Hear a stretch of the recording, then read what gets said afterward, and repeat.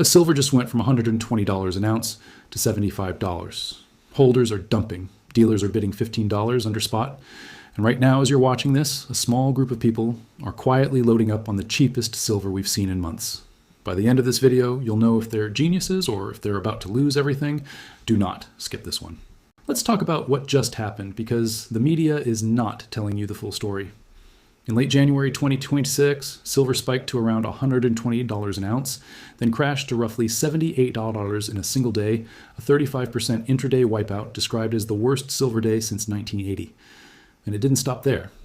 In March, gold and silver joined a broad sell-off, with the metals shedding around 5% and 10% respectively, as fears about the Iran war and inflation gripped global markets. Then just last week, on May 15th, silver exchanged hands at $77.52 per ounce. That's a 921 downtick from just 24 hours ago. People are calling this a crash. People are panicking. Reddit threads are on fire.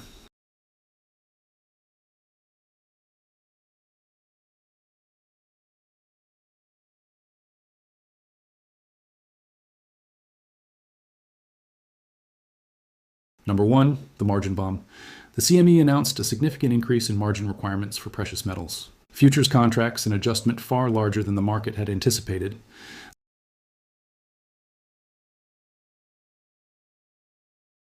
Number two, leveraged liquidation. China's margin calls, US algo funds affected, accelerated the decline by targeting stop-loss levels and forcing prices lower. Number three, geopolitical fear.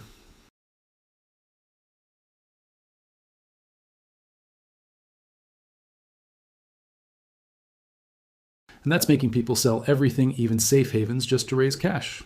Number four, rate hike fear.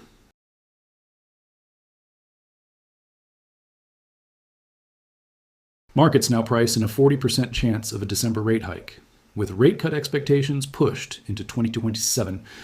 So yes, there are reasons people are selling. The question is, are those reasons smart reasons? Now here's where it gets interesting. Because while retail holders are panic selling, the data tells a completely different story. First, the supply deficit is insane.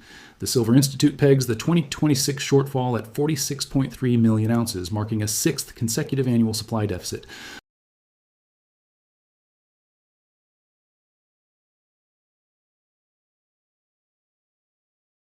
Years of deficit. The world is consuming more silver than it can dig out of the ground. Second, COMEX vaults are getting drained.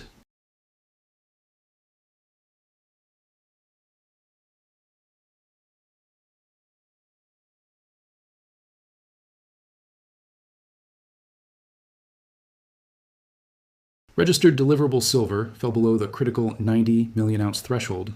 That is physical silver vanishing from the system. That's not speculation, that is reality. Third, the AI and solar megatrend hasn't even peaked yet. Silver's superior electrical and thermal conductivity properties are increasingly essential to the technological transformation driving the global economy. Silver demand booming from solar, EV tech. AI and data centers boost demand until 2030. Solar panel needs around 20 grams silver.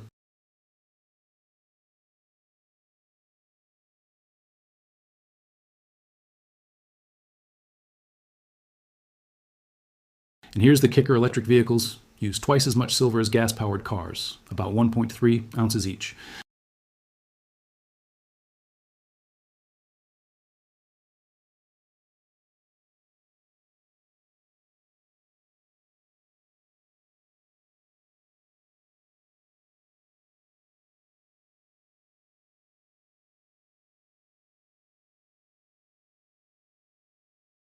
ING forecasts an average silver price of $83 for 2026, with a mid-year peak of $85. UBS echoes this bullish stance, projecting $85 through Q3. Both banks expect sustained industrial demand from the solar and electronics sectors to support prices amid shrinking inventories. So let me ask you, if JP Morgan, ING, and UBS are all saying silver is going higher, why are... Despite all the chaos, the underlying macro fundamentals for gold and silver remain intact. This was a reset, not a reversal. While global interest rates, the strength of the dollar, and market sentiment are the primary factors that determine short-term price.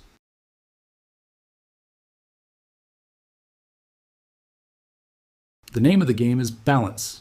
Don't chase the hype when it rallies, nor panic when it corrects. This is what happened every single time in silver's history. It runs hot. Weak hands panic. Smart money accumulates. And then the next leg up begins. While opinions differ on whether silver still looks undervalued after this steep rise, many analysts note that the long-term fundamentals, particularly solar demand, remain firmly supportive. Short-term volatility is always possible, but the multi-year trajectory still leans moderately bullish, supported by real-world industrial demand rather than speculation. The people selling right now, most of them bought at the top because of FOMO. They didn't have a plan. They didn't understand the fundamentals. And now they're panic selling at a loss, right before what could be the biggest silver rally of the decade. What should you do? My honest take. Advisors want us to invest under 10%? Seriously, that's wild, right? 15% silver, 20% total precious metals max. Seriously, silver might dip before its big rally, right? Yet many maintain a constructive longer-term outlook, viewing any meaningful pullback as a potential buying opportunity. Don't go all in on emotion. Don't sell because you're scared. And definitely don't buy because some guru on the internet told you silver's going to $200. Have a plan. Understand the fundamentals. And ask yourself, in a world where AI, solar, EVs, and 5G are all accelerating, do you really think the world is going to need less silver in 5 years? That's your answer. If this video opened your eyes, smash that like button because the algorithm buries videos like this. Subscribe if you want to stay ahead of these moves before they happen, not after. Drop a comment below. Are you buying the dip or getting out? I read every comment and I want to know where your head is at. And if you haven't seen my last video on why central banks are secretly stockpiling gold, watch it now. Link's right here. It connects directly to what we talked about today. I'll see you in the next one. Stay sharp, stay informed, and whatever you do, don't let fear make your financial decisions.